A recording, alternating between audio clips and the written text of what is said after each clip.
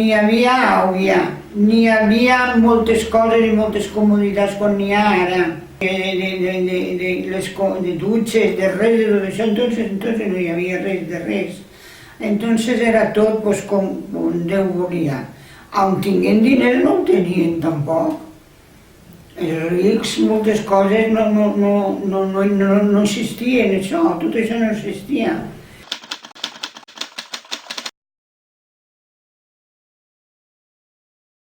Ai, dutxar-se, això era un problema. Al mig del pati, en una gaveta, en àuia, te clavaves dins de la gaveta i t'ensabonaves tota i les meves germanes, pues, en un pitxer, en àuia tibieta, me la tiraven per ahí i així me dutxaven.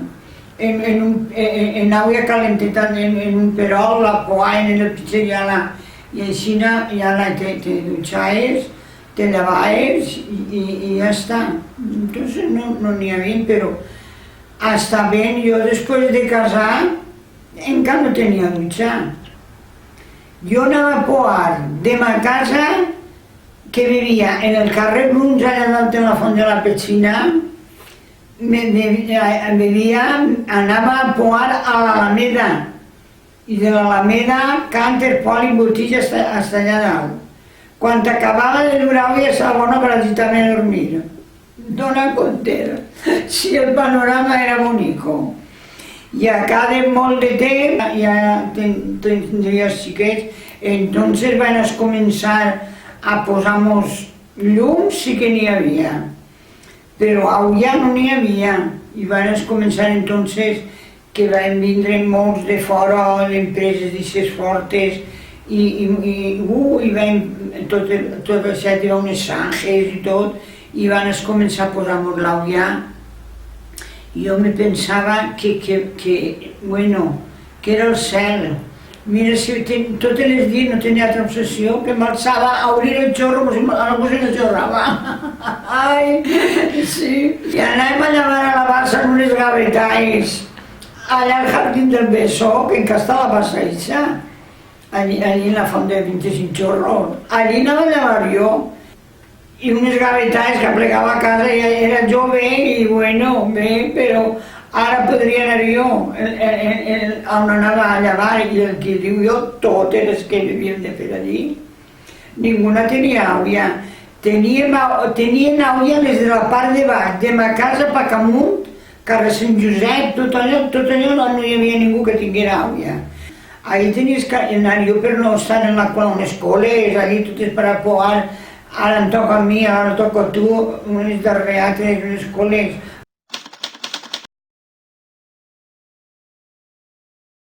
Els homes i ton pare, el tio Pepito, que venien molt allí, quan venien i agarreu el cant en la botella i aneu i porteu àuia. I anaven ells, que eren xiquillets, i venien i me portaven àuia. Però no teníem àuia en casa, però ens vam posar un depòsit i per omplir el depòsit, amiguito de l'alma, que el depòsit sempre estava buit. I jo sempre deia, per favor, i el meu marit, pues ha de gastar la precisa, tens que rentar les coses, tens que fer. I el depòsit sempre estava buit. I quan venien ton pare, i el tio Pepito, que era més fadrí, i això és el que més en tirava. Agarrava els pols, se n'anava i s'omplia i fins que omplia el depòsit. I ens vam anar del carrer Santes allí a viure. I jo em pensava que me n'havia anat a París a viure, del carrer Santes allí.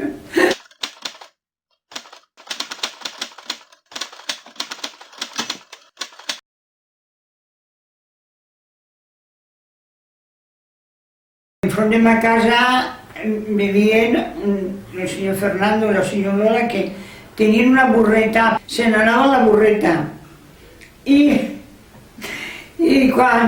la senyora burreta tenia enganells, tu no sabràs el que ell no ho hauràs vist, però ells per posar els cànters, que hi havia 3 cànters ahí i 3 cànters ahí. I mon anàvem Inés i jo en la burra, en els cànters, a la font de 25 xorros a poar. Omplim-nos-ho tot i no anar tant de viatge allà baix. I un xou era per anar i tornar. La burra a vegades se parava i no movia ni a tir. I mos riem i mos espelaven. I mos burlaven tots prou també, però nosaltres agarràvem la burra i ja l'he fet dos o tres viatges i mos ho emplíem tot ben ple. I per a llevar, pues a la font de 25 xorros, 5 del matí estava jo a una bassa, perquè el meu marit entonces se quedava cuidado d'ells. A les 9 jo ja tenia que estar en casa. I corrents, llevant corrents, fugint pa a casa per estar a hora en casa. Em patí molt. Les dones d'antes, el que és que ara contem no s'ho creu ningú, però no teníem cada comoditat, no teníem res i patíem les nacoretes. I ara tot el món té de tot i ningú està content, no sé què passa. No hi havia tele, ni hi havia telèfon, ni hi havia res. Comoditat no n'hi havia ninguna. Això jo ja casar, que mira si vam passar anys de la guerra a quan em vaig casar jo. El llum jo no he conegut que no n'hi haguera així. On no n'hi havia era en Sant Pere, que anàvem en el cresol, va que sí, en el cresol, va callar, perquè quan se feia de nit, el cresol encès. Sí. Així jo no he conegut mai que no hi haguera llum.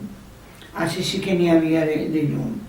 En el carrer, com ara no, en tots els carrers tampoc n'hi havia, per allà dalt per lo vell, per allí llum no, per l'Alameda i per allí per on vivia jo, per la Font de la Petxina, també n'hi havia de llum.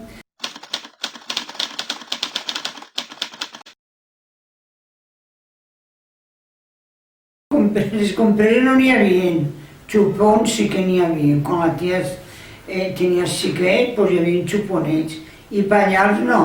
De panyals res, així com ara el xiquet el dutxen, l'arreglen i li posen el paquet i ja està. No, nosaltres, això no, quan tenen xicotets, els bolquers, que li posen 3 o 4 bolquers i si es pixava tots.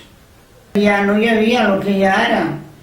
Després ja van treure uns de goma que es posaven quan ja estan acurtats, perquè és que ara els acurteu en seguida.